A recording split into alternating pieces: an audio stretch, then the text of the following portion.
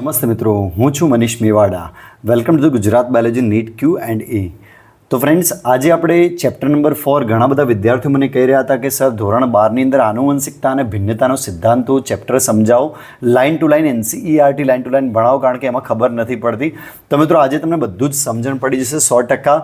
હું અહીંયા તમને એક એક લાઇન એક એક શબ્દ વ્યવસ્થિત સમજાવીશ અને તમારા મનમાં કોઈ પણ પ્રશ્ન હોય તો તમે મને બેઝિઝક પૂછી શકો છો, કોમેન્ટ્સમાં મને મેસેજ કરી શકો છો. ક્યાંક તમને મારો નંબર અથવા ક્યાંક વોટ્સઅપ લિંક મળી જશે ડિસ્ક્રિપ્શનની અંદર, તો મિત્રો ચોક્કસથી તમે પૂછી શકશો. તો મિત્રો આજથી આપણે આનુવંશિકતા અને ભિન્નતાના સિદ્ધાંતો ચેપ્ટર નંબર 4 ભણવાનું શરૂ કરીએ. આગળ બધા જ ચેપ્ટર મેં મૂકેલા છે, તો તમે NCERT લાઇન ટુ લાઇન જોજો, કારણ કે નીટ માટે અત્યંત અગત્યના છે NCERT લાઇન ટુ લાઇન ભણવું.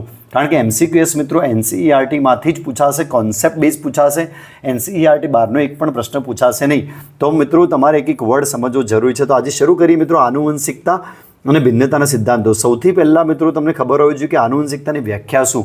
તો આનુવંશિકતા એટલે મિત્રો પેઢી દર પેઢી જે લક્ષણો સાતત્ય આવે છે, રાઈટ, એને આનુવંશિકતા કહેવાય છે. એટલે કે પેઢી દર પેઢી જે પપ્પામાંથી લક્ષણો ઉતરી આવે છે સંતાનની અંદર, એને મિત્રો આનુવંશિકતા કહેવાય. અને આજે ભણવાનું છે મિત્રો આ ચેપ્ટરના અંદર ભિન્નતાના સિદ્ધાંતો, કે કેવી રીતે વેરિએશન્સ આવે છે, ભિન્નતા કેવી રીતે આવે છે, દુનિયામાં આટલી બધી વેરાયટી કેવી રીતે છે અને એના પાછળ શું કારણ છે, રાઈટ, એ બધું જ આ ચેપ્ટરની અંદર આપણે ભણશું. તો આ ચેપ્ટરની અંદર મિત્રો મેન્ડલના આનુવંશિકતાના નિયમો ભણશું, જેને એકચ્યુઅલી જેનેટિક્સના પિતા કહેવામાં આવે છે મેન્ડલને. તો એમના નિયમો ભણવાના છે. એક જનીનું વારસાગમન કેવી રીતે થાય છે, એટલે કે એક જ લક્ષણ આધારિત એક જનીનું વારસાગમન. બે જનીનનું વારસાગમન કેવી રીતે થાય છે, બહુજનિક વારસો શું છે, પ્લિયોટ્રોપી, લિંગ નિશ્ચય, વિકૃતિ જનિક અનિયમિતતાઓ, આ બધું જ મિત્રો ડિટેલમાં ભણવાના છે. તો આજે મિત્રો ફક્ત પ્રસ્તાવનાની વાત કરીશ. જો તમે મારી ચેનલ પર નવા હો તો અત્યારે જ પહેલાં તો સબસ્ક્રાઇબ કરી દેજો, બાજુમાં જે બેલ બટન છે એને ક્લિક કરજો, જેથી હું અહીંયા નવા વિડીયો જ્યારે પણ મૂકું છું ત્યારે તમને તરત જ અપડેટ મળે, તમે નીટ માટે અપડેટ થતા રહો. તો મિત્રો અહીંયા આપણે શરૂઆત કરીએ લાઇન ટુ લાઇન ભણવાની. ક્યારેય તમને આશ્ચર્ય થયું છે કે હાથી શા માટે હાથીના બચ્ચાને જન્મ આપે છે, કોઈ અન્ય પ્રાણીને કેમ જન્મ આપતો નથી? આ તો કેરીના ગોટલા માંથી શા માટે આંબો જ ઉગે છે, બીજમાંથી મિત્રો આંબો જ કેમ ઉગે છે એના, રાઈટ, બીજી વનસ્પતિ કેમ નથી ઉગતી? તો એનો જવાબ આનુવંશિકતામાં છે મિત્રો, કે DNA આનુવંશિકતાના કારણે મિત્રો એમના લક્ષણો છોકરાની અંદર એટલે સંતાનની અંદર, રાઈટ, એમની જે સંતતિઓ છે એમની અંદર એમના જે પિતૃઓ છે એમના જેવા લક્ષણો આવે છે. તો એના માટે જવાબદાર છે મિત્રો જનીનો. તો એના વિશે આપણે ડિટેલમાં ચર્ચા કરવાના જ છીએ. તો સંતતિ તેમના પિતૃઓની મળતી આવતી હોય છે, અથવા શું તે કેટલાક લક્ષણોમાં ભિન્નતા ધરાવે છે? હા મિત્રો, થોડા ઘણા લક્ષણોમાં મિત્રો ભિન્નતા હોય છે. તમને આઈડિયા આવી જશે, આખું ચેપ્ટર તમે ભણશો એટલે કેવી રીતે ભિન્નતા હોય છે અને કેવી રીતે પિતૃઓથી થોડા ઘણા અલગ પડે છે. શું તમને ક્યારેય પણ આશ્ચર્ય થયું છે કે સગા ભાઈ બહેન ક્યારે શા માટે સમાન દેખાય છે, અથવા ક્યારે તે અલગ અલગ કેમ દેખાય છે, રાઈટ? તો આ બધું જ આપણે ભણવાના છે કે કેમ દેખાય છે અને કેમ સમાન દેખાય છે, એ પણ આપણે સમજી લઈશું મિત્રો ડિટેલની અંદર. તો આ પ્રશ્નો છે ને જવાબ આપણે આખા ચેપ્ટરમાં મેળવવાના છે, તમને આઈડિયા આવી જશે. તો આવા તથા સંબંધિત અનેક પ્રશ્નો સાથે વૈજ્ઞાનિક રીતે જીવ વિજ્ઞાનની જે શાખા સંકળાયેલી છે, રાઈટ, તે જનીન વિદ્યા તરીકે ઓળખાય છે. મિત્રો આ બધા જ પ્રશ્નોના જવાબ અથવા આ વિશે બધું જ જે ભણતર છે, ભણવાનું છે અથવા વિજ્ઞાન છે, બધું જ મિત્રો જનીન વિદ્યા કહેવામાં આવે છે. તો આ વિશે આનુવંશિકતા તથા પિતૃઓથી સંતતિના લક્ષણોમાં જોવા મળતી ભિન્નતા સાથે સંકળાયેલ છે. આનુવંશિકતા એટલે કે જેના પિતૃના લક્ષણો સંતતિમાં ઉતરી આવવાની ઘટના, રાઈટ, પિતાના લક્ષણો તમારા અંદર ઉતરી આવે છે અને મિત્રો એને આનુવંશિકતા કહેવાય છે. તે આનુવંશિકતાનો આધાર છે. ભિન્નતા એટલે કે જેના દ્વારા સંતતિ તેમના પિતૃઓથી જુદી પડે છે. તો વેરાયટી કોને કહેવાય મિત્રો? વેરાયટી એટલે કે તમારા પિતૃઓથી તમે થોડા ઘણા અલગ દેખાવ છો, તો એ ભિન્નતા છે. અને દુનિયામાં ઘણી બધી વેરાયટી છે મિત્રો, બધા એકબીજાથી અલગ છે, રાઈટ. તો એને ભિન્નતા કહેવાય છે. ભિન્નતા કેમ આવે એના વિશે પણ આપણે ભણવાનું છે. તો ભિન્નતાનું કારણ લિંગી પ્રજનનની પ્રક્રિયામાં છુપાયેલું છે. એટલે કે લિંગી પ્રજનનમાં તમને ખબર છે જન્યુઓ બને છે, નરજન્યુ અને માદાજન્યુ, અને એની અંદર વ્યતિકરણ થાય છે. મિત્રો તમે ધોરણ 11માં ભણી ચૂક્યા હશો. અને ત્યાં આગળ મિત્રો વેરિએશન્સ આવે છે નરમાં શુક્રકોષોમાં, માદાના અંડકોષોમાં, અને પછી મિત્રો બંનેનું ફ્યુઝ એટલે કે બંને જોડાય છે પ્રજનન સમયે મિત્રો, રાઈટ. જ્યારે જન્યુઓ બંને જોડાય છે ત્યારે યુગ્મનજ બને છે ને એની અંદર પણ વેરિએશન્સ હોય છે.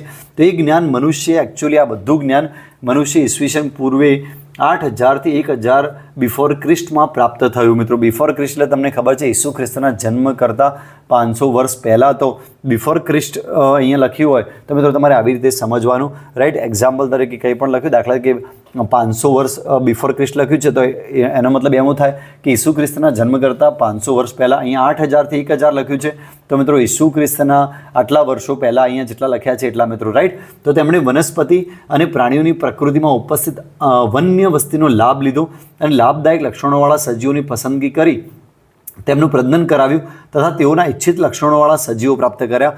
ઉદાહરણ તરીકે કૃત્રિમ પસંદગી અને પાલતુ બનાવેલી આદિ પૂર્વજ વન્ય ગાયોમાંથી બનાવેલ ભારતીય જાતોથી બ્રીડથી આપણે ખૂબ સારી રીતે પરિચિત છીએ. ઉદાહરણ તરીકે પંજાબની શાહીવાલ ગાયો. આપણે માનવું પડશે કે આપણા પૂર્વજો લક્ષણો વારસાગમન ભિન્નતાનું જ્ઞાન હતું, પરંતુ આ ઘટનાઓ વૈજ્ઞાનિક આધારના સંદર્ભે ખૂબ જ ઓછી જાણકારી હતી. મિત્રો પૂર્વજો આપણા હતા એ ખૂબ આમ જાણકાર હતા, પણ એમને એકચ્યુઅલી સાયન્ટિફિક રીઝન નથી ખબર. એ શું કરતા મિત્રો, કોઈ પસંદગીમાન લક્ષણ છે, ધારો કે આ સજીવમાં કોઈ પસંદગીમાન લક્ષણ છે અને આવું પસંદગીમાન લક્ષણ પ્રાપ્ત કરવું છે તો બે સારા લક્ષણોવાળી જાતિઓને ભેગી કરતા અને નવી જે જાતિ મળે એની અંદર લક્ષણ મિત્રો દેખાતું, રાઈટ. તો આ રીતે એક નવું લક્ષણ પ્રાપ્ત કરતા પસંદગી કરતા, રાઈટ. બંને વચ્ચે લિંગી પ્રજનન કરતા હતા, જેથી નવું આવતું લક્ષણ જે કંઈક અલગ લક્ષણ મળતું અથવા જે પિતૃમાં લક્ષણ જોવા મળે છે એવું લક્ષણ એના અંદર જોવા મળતું, રાઈટ. તો આ રીતે મિત્રો પ્રજનન કરતા એમને એટલું જ જ્ઞાન હતું, પણ મિત્રો હતું ખરા, પણ મિત્રો એમને સાયન્ટિફિકલી રીતે નથી ખબર કે આવું કેવી રીતે થાય છે, કે અંદર વ્યતિકરણ થાય છે અને પછી મિત્રો લિંગી પ્રજનનના લીધે વેરિએશન્સ આવે છે અને નવા લક્ષણ મળે છે. તો મિત્રો આમાં એક પ્રોબ્લેમ એ હતી કે જનીનો જ્યારે મેચ થતા ત્યારે અનવોન્ટેડ લક્ષણો પણ અંદર આવી શકે છે મિત્રો, મતલબ કે જે આપણે જરૂરી ના હોય એવા લક્ષણોનું પણ સંકરણ થઈ જાય અને જે સંતતિ આવે છે એની અંદર ઉતરી શકે છે, રાઈટ. તો એકચ્યુઅલી સાયન્ટિફિકલી રીતે આપણે જાણીશું તો હજી વધારે આપણે સ્પષ્ટ થતા જઈશું કે આનુવંશિકતામાં કેવી રીતે લક્ષણો વારસાગમન થાય છે. તો ડિટેલમાં મિત્રો આપણે વારસાગમનના બધા જ કોન્સેપ્ટ ડિટેલમાં ભણવાના છે. મેન્ડલ વિશે પણ ભણવાનું છે, રાઈટ, કે મેન્ડલ જેનેટિક્સના પિતા હતા, રાઈટ. એમના વિશે શરૂઆતમાં ચર્ચા કરીશું અને મિત્રો આ પાઠની શરૂઆત કરીશું. તો આઈ હોપ તમને અહીંયા પ્રસ્તાવનામાં એક લાઇન સમજાઈ ગઈ છે, રાઈટ. તો તમારા બધા મિત્રોને મિત્રો કહેજો કે અહીંયા NCERT લાઇન ટુ લાઇન ભણાવવામાં આવે છે. અહીંયા દરેક કોન્સેપ્ટ એક કોન્સેપ્ટ ક્લિયર થશે. મિત્રો મારી બીજી પણ ચેનલો છે, Gujarat biology NEET plus, Gujarat biology NEET Q&A. આ ચેનલ જે તમે જોઈ રહ્યા છો અને ગુજરાત બાયોલોજી પ્લસ કે જેની અંદર મિત્રો બધા જ ડિટેલમાં કોન્સેપ્ટ મૂકેલા છે, બોર્ડ ઉપર પણ ભણાવેલું છે મિત્રો. દરેક ચેપ્ટર્સ તમને મળી છે આ 3 ચેનલની અંદર. અને જો મિત્રો તમારે મારા વોટ્સઅપ ગ્રુપ ઉપર જોડાવવું હોય તો મિત્રો ડિસ્ક્રિપ્શનમાં માહિતી લખેલી છે, એ માહિતી પ્રમાણે મને મેસેજ કરજો મારા નંબર ઉપર. હું તમને ચોક્કસથી ત્યાં જોડી દઈશ અને ત્યાં મિત્રો દરરોજ ટોપિક્સ આવશે ચેપ્ટર વાઇઝ અને ઇવન ટેસ્ટ પણ આવશે મિત્રો. ટેસ્ટ પણ ત્યાં તમે આપી શકો છો ફ્રીમાં. મારી મિત્રો ચેનલ પણ મતલબ બ્લોગિંગ સાઇટ પણ છે કે જેની અંદર તમે ટેસ્ટ આપી શકો છો ફ્રીમાં મિત્રો. www.indiabiologyneet.com, right. આ તમે સાઇટને સર્ચ કરશો, indiabiologyneet.com ખાલી સર્ચ કરશો ગૂગલ ઉપર તો તમને મળી જશે મિત્રો, અને ત્યાં તમે ફ્રીમાં ટેસ્ટ આપી શકો છો. તો આઈ હોપ તમને મારો આ વિડીયો પ્રસ્તાવના તમને સમજણ પડી છે, એક લાઇન. અને નેક્સ્ટ વિડીયોથી મિત્રો બધું જ સમજણ સાથે એક શબ્દ જાણીશું અને તમને ખબર ના પડે તો મને પૂછી શકો છો. Thank you so much.